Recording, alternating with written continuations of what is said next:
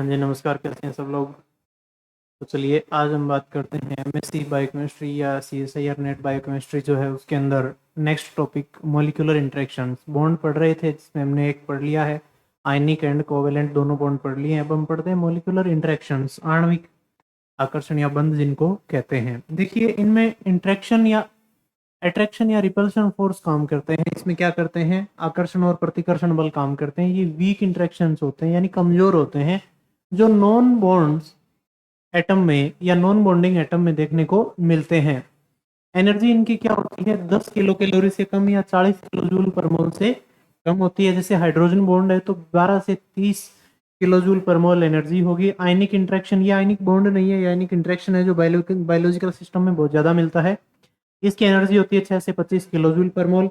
Hydrophobic interaction होता है जिसकी एनर्जी होती है 4 किलो जूल पर मोल से भी कम। और सबसे वीक होता है ये वाला 0.4 वंडरवॉल इंटरेक्शन, वीकेस्ट होता है वंडरवॉल इंटरेक्शन जिसकी एनर्जी होती है 0.4 से 4 किलो जूल पर मोल।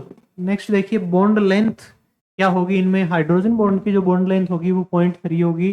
फिर अगली नेक्स्ट जो होगी आयनिक इंटरेक्शन की 0.28 होगी। हाइड्रोफोबिक की अलग अलग हो सकती है, वेरियस टाइप की। वंडरवॉल में 0.3 से 0.6 इंटरेक्शन या बॉन्ड लेंथ हो सकती है।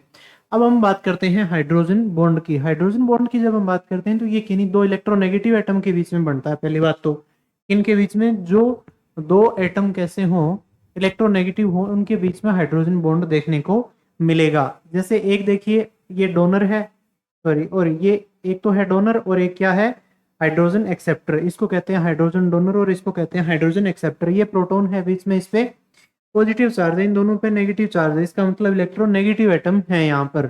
अब देखिए एक तो जो डोनर होगा, जितना ज्यादा स्ट्रॉन्ग होगा डोनर या जितनी ज्यादा इलेक्ट्रोनेगेटिविटी डोनर की अधिक होगी उतना ही हाइड्रोजन बॉन्ड क्या बनेगा, स्ट्रॉन्ग बनेगा। अर्थात डोनर जितना ज्यादा इलेक्ट्रोनेगेटिविटी रखेगा उतना ज्यादा हाइड्रोजन बॉन्ड स्ट्रॉन्ग बनेगा। तो इसमें देखिए हाइड्रोजन डोनर की साइड जो बॉन्ड बन रहा है वो कोवेलेंट बॉन्ड होता है, 90% ये बनता है।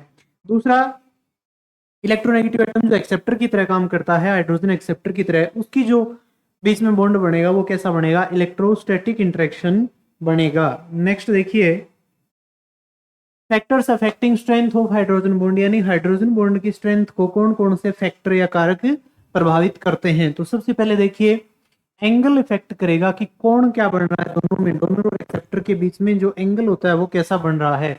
तो सबसे पहले 180 डिग्री एंगल पर, यानी ऐसे रहे स्ट्रेट, जब इधर डोनर हो एक एक्सेप्टर हो, डोनर और एक्सेप्टर हो, बीच में हाइड्रोजन बॉन्ड हो, तो ऐसा एंगल का जो हाइड्रोजन बॉन्ड बनेगा वो कैसा बनेगा, 180 डिग्री का बनेगा और सबसे स्ट्रॉन्गेस्ट हाइड्रोजन बॉन्ड कहलाएगा। जैसे देखिए इस प्रकार का, ये क्या है, स्ट्रॉन्गेस्ट हाइड्रोजन बॉन्ड कहलाता है।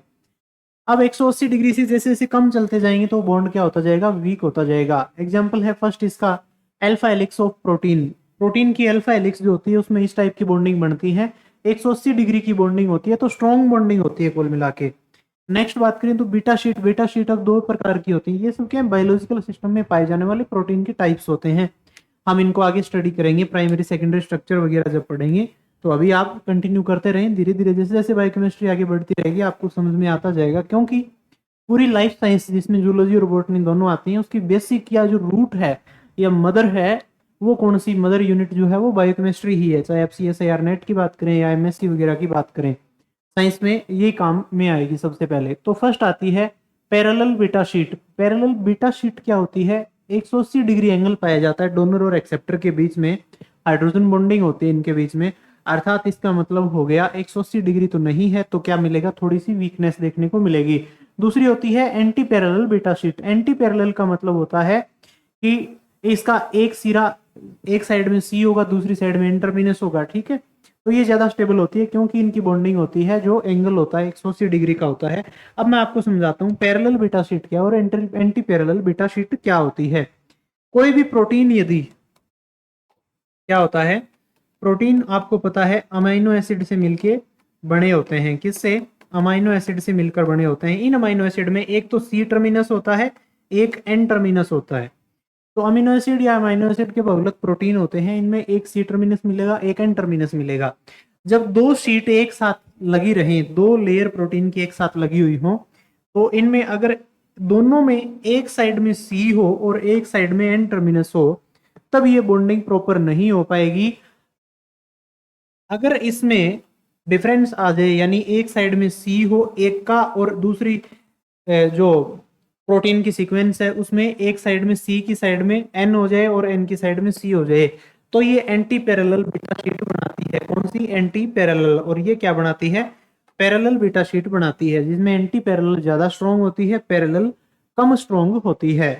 नेक्स्ट देखिए, बात करें तो नेचर कैसी होती है, डोनर एंड एक्सेप्टर की नेचर कैसी होती है, ये भी इफेक्ट करता है। पहला आ गया बॉन्ड एंगल कैसा बनता है, वो इफेक्ट करता है। दूसरा नेचर कैसी होती है, प्रकृति कैसी होती है दाता और ग्राही की। जब डोनर की इलेक्ट्रोनेगेटिविटी ज्यादा हो तथा एक्सेप्टर की इलेक्ट्रोनेगेटिविटी कम होती है तो स्ट्रॉन्ग बॉन्ड बनता है, स्ट्रेंथ ज्यादा होती है। अर्थात ये देखिए, डोनर की इलेक्ट्रोनेगेटिविटी ज्यादा है और इसकी एक्सेप्टर की इलेक्ट्रोनेगेटिविटी कम है, तो ये कैसा बनेगा? स्ट्रॉन्ग हाइड्रोजन बॉन्ड बनेगा। कैसा बनेगा जी? स्ट्रॉन्ग हाइड्रोजन बॉन्ड इनमें देखने को मिलेगा आपको। नेक्स्ट देखिए, स्पेसिफिक डिस्टेंस यानी स्पेसिफिक दूरी या बॉन्ड लेंथ जो होती है वो भी प्रभावित करती है। अगर लेंथ कम होगी तो आपको पता है हाइड्रोजन बॉन्ड स्ट्रॉन्ग बनेगा, अगर लेंथ ज्यादा होगी तो हाइड्रोजन बॉन्ड वीक बनेगा। अर्थात बॉन्ड लेंथ में और स्ट्रेंथ में क्या संबंध है आपस में? संबंध है इनवर्स होता है, ठीक है, रिवर्स प्रोपोर्शनल होता है, प्रोपोर्शनल नहीं होता है। जैसे फॉर एग्जांपल एक देखिए आप, बॉन्ड लेंथ ऑक्सीजन और नाइट्रोजन के बीच में जो हाइड्रोजन बॉन्डिंग होनी होती है तो बॉन्ड लेंथ कम होती है तो स्ट्रॉन्ग बॉन्ड बनता है। दूसरा यहीं पे नाइट्रोजन और ऑक्सीजन के बीच में, यानी जहां नाइट्रोजन तो क्या है, डोनर हो और ऑक्सीजन क्या हो, एक्सेप्टर हो, तब जो बॉन्डिंग होगी वो वीक होगी। यहाँ नाइट्रोजन क्या है, एक्सेप्टर है, ऑक्सीजन क्या है, डोनर है, तो वो वाला बॉन्ड स्ट्रॉन्ग होगा, ये वाला क्या होगा, वीक होगा जी। अगला देखिए, maximum number of hydrogen bond कहाँ देखने को मिलेंगे आपको? हाइड्रोजन एटम डोनर की ओर रहता है, कोवेलेंट बॉन्ड बनाता है, जबकि हाइड्रोजन बॉन्ड एक्सेप्टर की ओर इलेक्ट्रोस्टैटिक आकर्षण करता है। 10% ये होता है, 90% ये होता है, हमने देख लिया है। फिर 0 डिग्री पर सबसे ज्यादा हाइड्रोजन बॉन्ड बनते हैं, मैक्सिमम होते हैं। ये कितने होते हैं? मैक्सिमम होते हैं 4 बॉन्ड बनते हैं। 25 डिग्री पर 3 हाइड्रोजन बॉन्ड होते हैं, जबकि 100 डिग्री पर क्या होते हैं, 0 हाइड्रोजन बॉन्ड होते हैं, वेपर कंडीशन आ जाती है। 4 हाइड्रोजन बॉन्ड जब बर्फ में बनते हैं तो इस टाइप से बनते हैं, इसमें कॉम्प्लेक्स बीच में खाली रह जाते हैं, इस टाइप से बॉन्डिंग इनमें होती है। नेक्स्ट देखिए, हाइड्रोजन बॉन्ड 2 टाइप के हो सकते हैं, एक हो सकता है इंटरमोलिक्यूलर, एक हो सकता है इंट्रामोलिक्यूलर। इंटरमोलिक्यूलर को हम कहते हैं between the molecule, between molecules, यानी 2 मॉलिक्यूल के बीच में जब होता है। और इंट्रामोलिक्यूलर का मतलब होता है with in the molecule, with in the molecules, molecule के बीच में जो होता है उसको कहते हैं इंट्रामोलिक्यूलर बॉन्ड। आ गया समझ में? तो 2 मॉलिक्यूल के बीच में जब बॉन्ड होगा तो इंटरमोलिक्यूलर होगा, और एक ही मॉलिक्यूल के बीच में जब होगा तो वो इंट्रामोलिक्यूलर बॉन्ड होगा, ध्यान रखें। जैसे वाटर और डबल स्टैंडर्ड डीएनए में क्या होता है, इंटरमोलिक्यूलर बॉन्ड होता है, हाइड्रोजन बॉन्ड, जबकि right handed alpha helix 3 to 10 helix, Y helix और स्टार्च आदि में क्या बनता है, इंट्रामोलिक्यूलर हाइड्रोजन बॉन्डिंग देखने को मिलती है। अब देखिए hydrogen bonding in biological system, biological system में कहाँ कहाँ मिलेगी आपको हाइड्रोजन बॉन्डिंग? तो देखिए सेकेंडरी स्ट्रक्चर जो होती है प्रोटीन की एंड न्यूक्लिक एसिड की, उनमें देखने को मिलेगी हाइड्रोजन बॉन्ड से ये स्टेबल रहते हैं।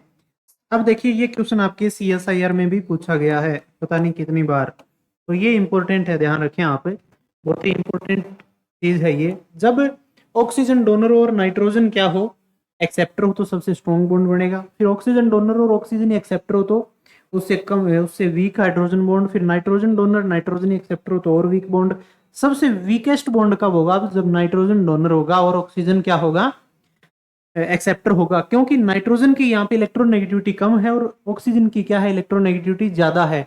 यहाँ पे क्या आ गया, इसकी इलेक्ट्रोनेगेटिविटी ज्यादा है, तो डोनर की ज्यादा इलेक्ट्रोनेगेटिविटी होगी तो ये क्या करेगा, हाइड्रोजन बॉन्ड स्ट्रॉन्ग बनाएगा, जबकि इसकी इलेक्ट्रोनेगेटिविटी क्या हो रही है, कम हो रही है। तो एक्सेप्टर की इलेक्ट्रोनेगेटिविटी जब कम होती है, डोनर की सबसे ज्यादा होती है, तो स्ट्रॉन्गेस्ट बॉन्ड बनता है। यहाँ जस्ट उल्टा हो गया तो ये क्या हो जाएगा, चेंज हो जाएगी इसमें चीजें। अब देखिए हमने क्या पढ़ लिया है, हाइड्रोजन बॉन्ड कंप्लीट कर लिया है।